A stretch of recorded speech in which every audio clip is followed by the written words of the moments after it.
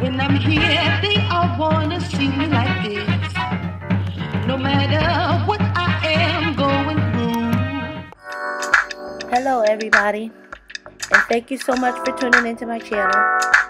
I hope that you will comment, rate, and subscribe. Today I have a special treat for you. Today I have First Lady Morenike Shelton from Brockton, Massachusetts. She is absolutely phenomenal, and she is bad, bold, anointed, and delivered. This woman has so much going on. You do not want to miss what she has to say and everything she has to offer to this nation. Please listen to the very end, and don't forget to rate, comment, and subscribe.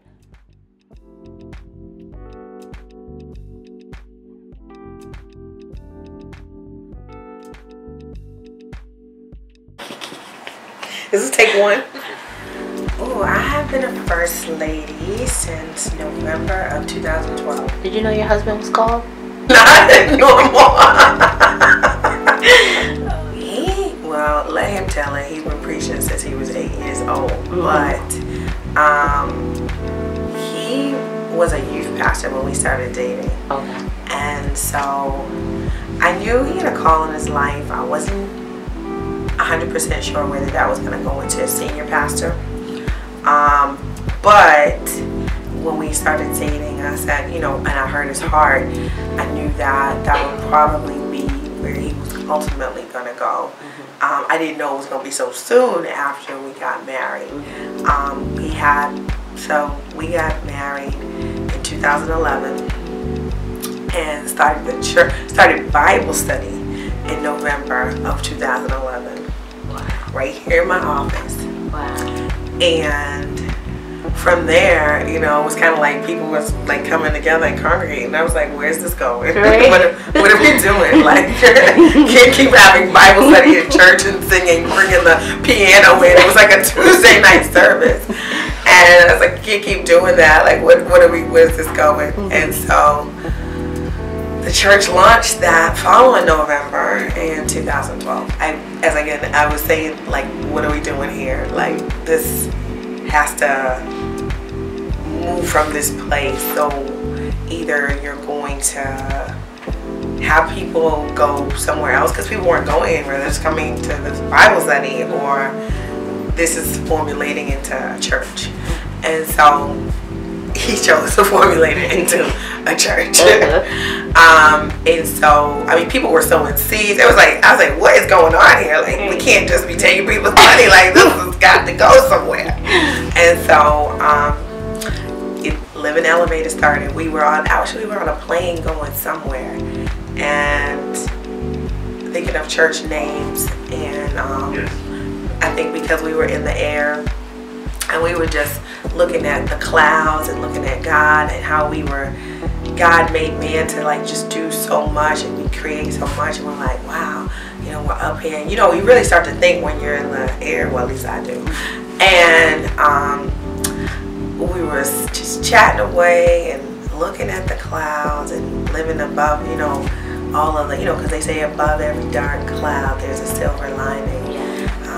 And so I think more so on that, and going through all these names, and here was like living elevator. Initially I was just excited. I was excited to be on this new journey with God, and exploring. I did not realize, you know, when you run into something, you're just like, yeah, let's do it, let's go. I'm so excited for Jesus. I just want to, you know, go give him my all, and just like, yes, we're gonna go, you know, just blow the whole kingdom apart. Let's just take on the world. You know, I just wanted that. You know, I was just like, oh my God, I just want to get this word out. You know.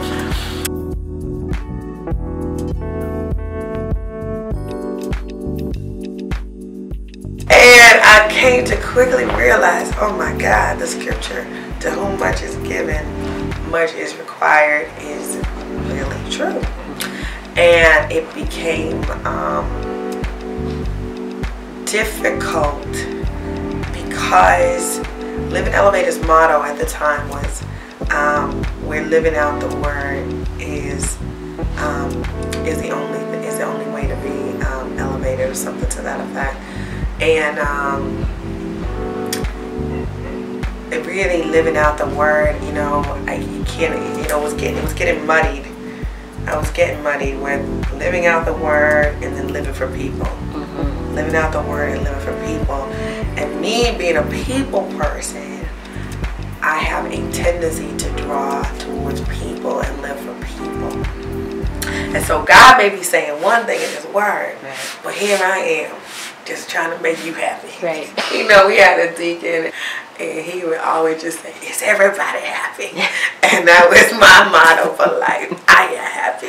I really wanted that for the people, not realizing that I was sacrificing the work of God, the true ministry, because sometimes the word doesn't call you to be happy. Sometimes it calls you to cut, to be firm, to let people walk away.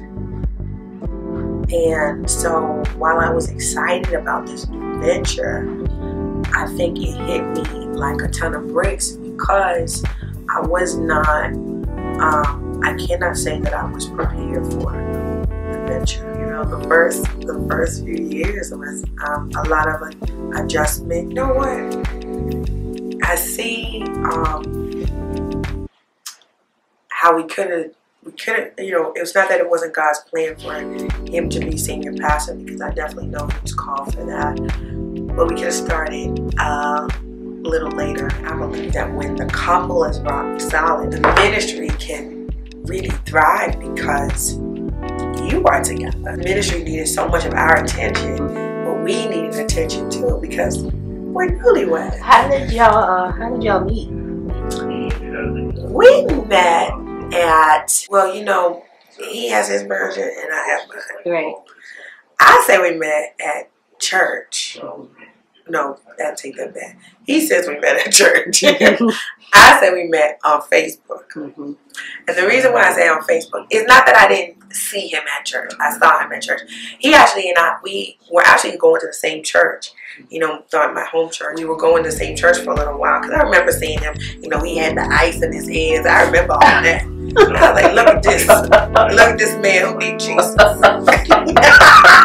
He gonna kill me.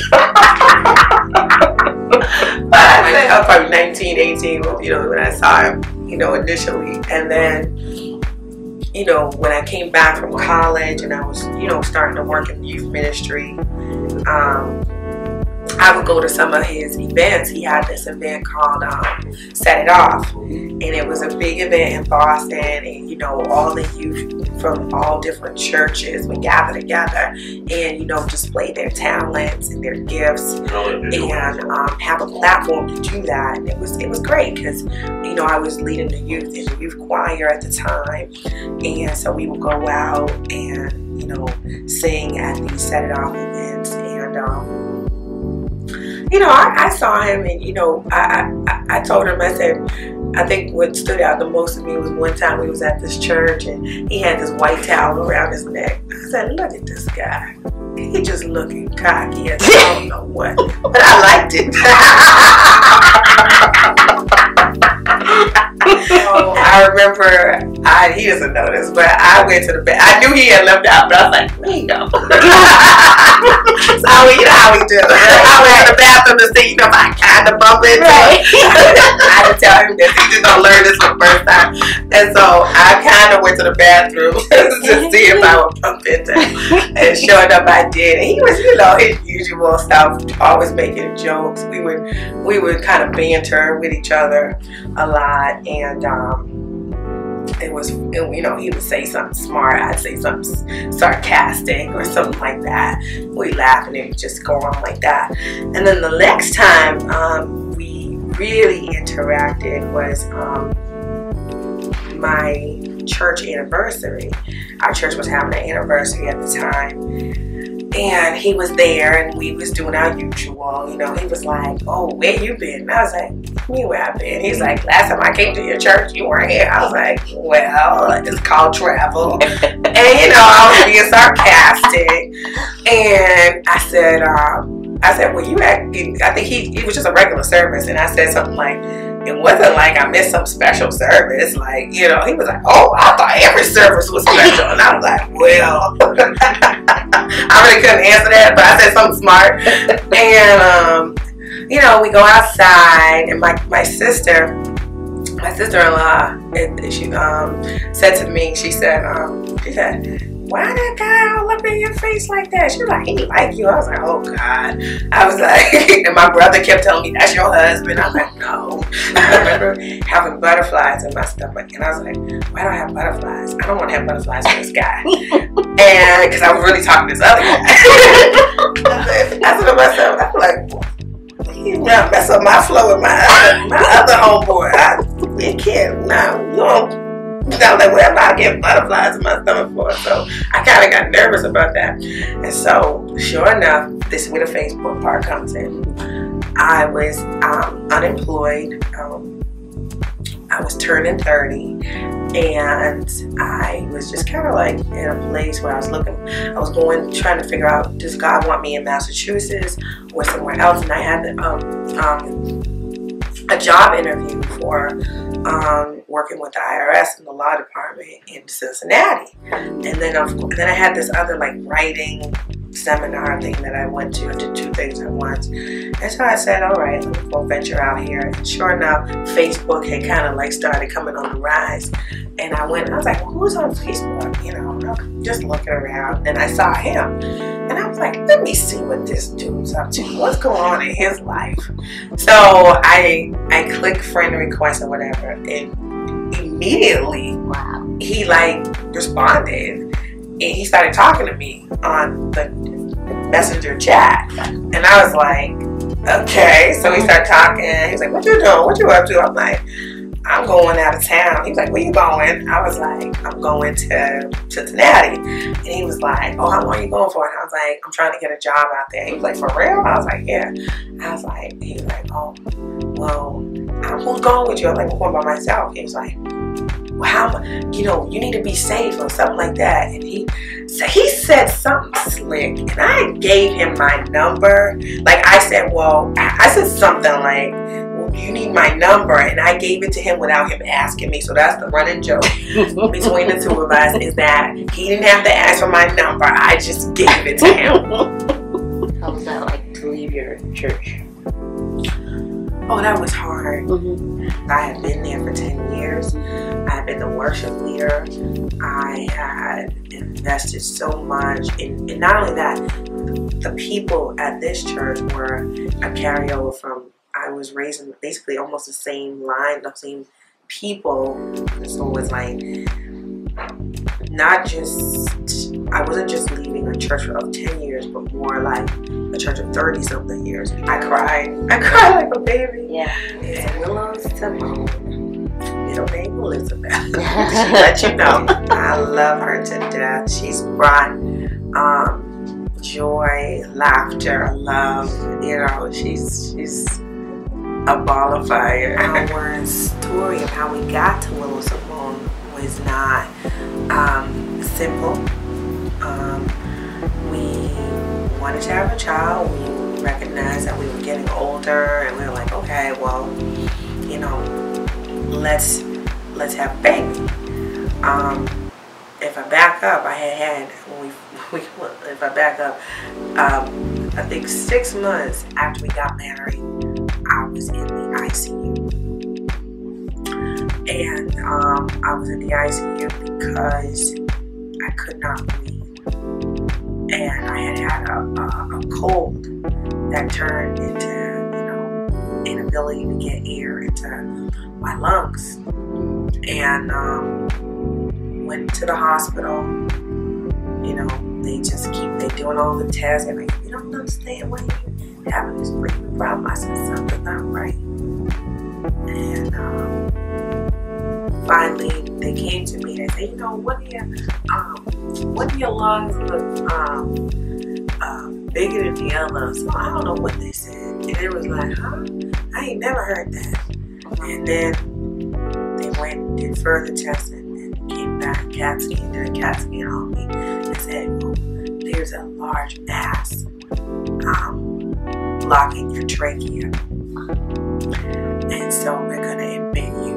And they admitted me into the ICU, and I had to have emergency surgery. I think within the day I was having surgery, and they had to cut me, and it turned out, thankfully, non-cancerous. It was a thyroid mass that had grown out of proportion, which meant they had to remove my right thyroid. So I have short of one thyroid. I have the left still there, and so in the midst of being newly married, we had immediately within 6 months gone through a major transition, because I had never been hospitalized. I didn't know what that meant. Never been sick, and all of a sudden I'm now married and I'm sick. I was all out of whack. When they take the thyroid balances you, the doctors told me, don't even try that. You need to recover. You don't even need to try to think about a baby right now. We started the church that following November. So January of 2012, I was hospitalized. November of 2012, we started the church. And then, life was just trying to create normalcy. So I wasn't even thinking about, because, I wanted to be married for at least a good year before I even had children. Time went on, and we were like, okay, 2 years now. I'm like, all right, let's start trying to have a baby. Didn't work. 3rd year, let's continue to try. And then in year 20, Willow was born in 2015. So in the year 2014, which was now 3 years, going on 4, we said, you know what, maybe we should see a doctor, because we're not conceiving. And it was at that point that I was diagnosed with unknown infertility. And so at that point, we were given options, because my endocrine doctor suggested that I go see a reproductive specialist. And so I did. One of the first steps is insemination. So we tried that several times, and it failed, all of them. And then my husband was like, well, why don't we just go for the gusto, let's just go for IVF, which I struggled with, because I was like, I don't know, I was very conflicted. But I went ahead, with it, and we have Willow Simone, which I would never trade her for the world. Yes, the blood. You are a lawyer. Yes. Tell us about that process. How did that come about? Is that something you always wanted to do? I always wanted to be a lawyer. Wow. Always. Well, let me take that back. At some point I always wanted to be a lawyer since I was a little girl. But then when I got to high school, I was really good at math. And so my math teacher said to me, you need to consider being an actuary. And I said, an actuary, what's that? And she was like, or an engineer, she told me. And I said, an engineer. She said, yeah, because you're really good at math.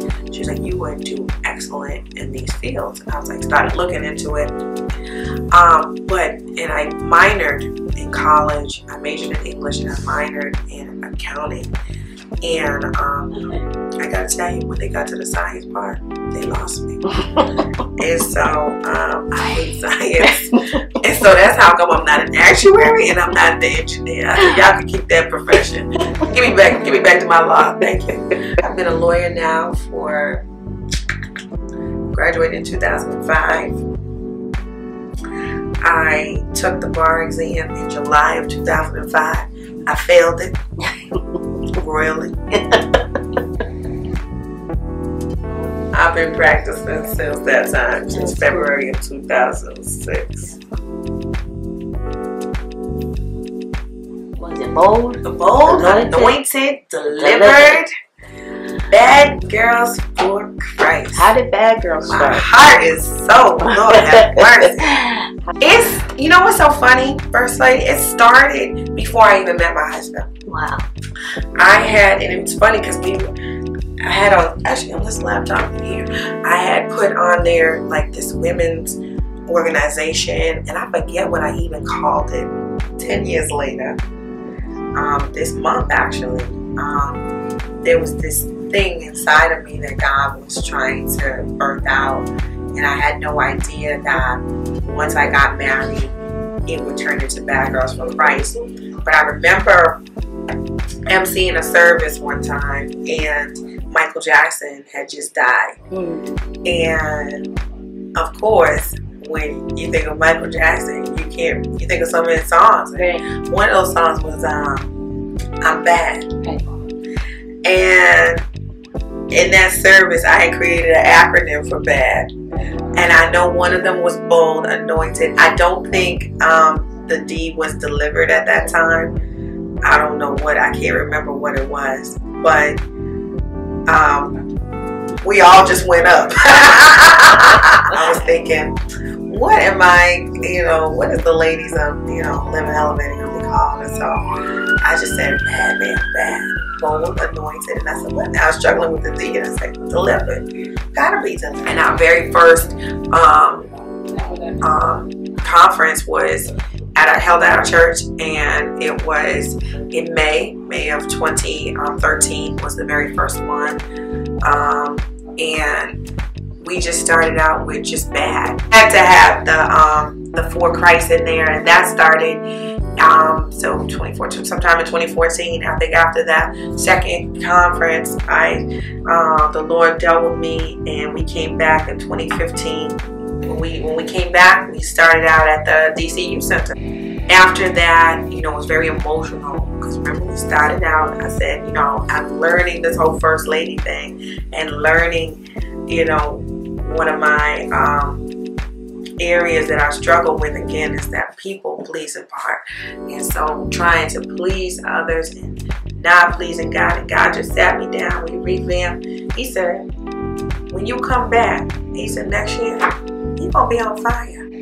I said, on fire, Lord? He said, yeah.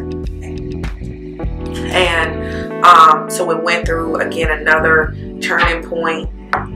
Last year, not last year, but the year before. So then after that, it was This Girl Moves Mountains.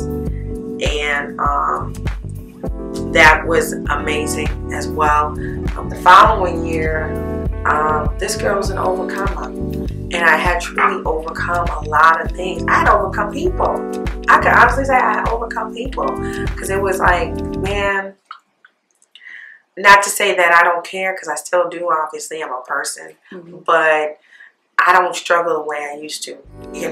This year, I'm alerted to more and more of who I am, who I'm supposed to be, and play that role, and that role only, because I think sometimes as women, it's not just First Ladies, we just take on more than we're supposed to. And when we begin to know who we are, who we're supposed to be, we won't do all of those things. I won't try to, help, if he's not doing something, and I'm trying to help so that make sure it gets done for his sake, for this, for that, you know what I'm saying? But is that really my role? My role is to be his helpmate. And I've learned in this last 6 years that, you know what? I gotta just stay in my lane and just pray for the man of God, do what I'm supposed to do, and then walk into the ministry, because he's called me too to do certain things for the kingdom, and I gotta walk in that. And I'm blessed. I have to say, I'm blessed that he even thought enough of me to choose me to carry such an awesome word. So this girl is alert. She's on watch. She sees the enemy, but more importantly, she sees Christ. Know who you are. And don't change that. Change according to the word, so that you're always moving up in him. But don't change so that you lose yourself. And I think that First Ladies need to know that this is an awesome role to be chosen again by God, to walk along a great man of God, who's going to do awesome things in the kingdom. I think that's one of the greatest gifts, like to just know that I sit beside a king, you know. I sit beside a shepherd. I'm able to see firsthand. God trusts me like that, and that's an honor. I don't think all the time, you know, we think of it as a role of honor, but it really is a role of honor. Not one where you are high and mighty, because the Bible says we ought to esteem others more highly than ourselves. So it's not a role like, oh, I'm the first lady, but it's a role like, God, you chose me. I'm humbled by this. If we really trust the whole leading of the Holy Ghost, God will put people in your life that you can trust, that will hold your confidences. Be cautious, be alert. Know who really is for you and know who isn't. And you don't take things so personally because there's something for you to do. And if you get caught up taking everything personally, you'll never do what God called you to do in the role that He called you to be. And so no matter what, whether there's another person over the women's ministry or not, there's something for you to do with women. And even if it's just having a graceful disposition and really living out the word as a wife and a minister of God, because we're all called to be ministers, whether we have the title or not. And we're called to be servants. That's what a minister is to serve and to spread the gospel of Jesus Christ. And so every first lady has that task. So I would say, hold yourself, you know, carry yourself as a woman of God. Hold your head up high. Do what is right, and you'll always please God. But everybody has a time in their life where they just don't want to do. You just don't want to be who God called you to be. You just want to go in a cave and you want to sit there. Even now, in the last year, I've gone through a season where I'm just laying low. You know, I'm just call me in that hidden state. I don't want to be on Facebook. I don't want to be on social media. I'm not driven to be in those limelight. I just want to be by myself for a little bit. And if you want to walk away, because everybody will feel like that, I say get into that quiet place. You go ahead and I'm gonna take that out.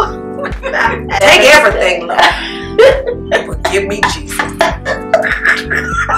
I'm funnier than Pastor Shelton. People don't know that. People think he's funny, but he know. He be on the floor and he say no, he don't. But you know what? I'm here to tell you.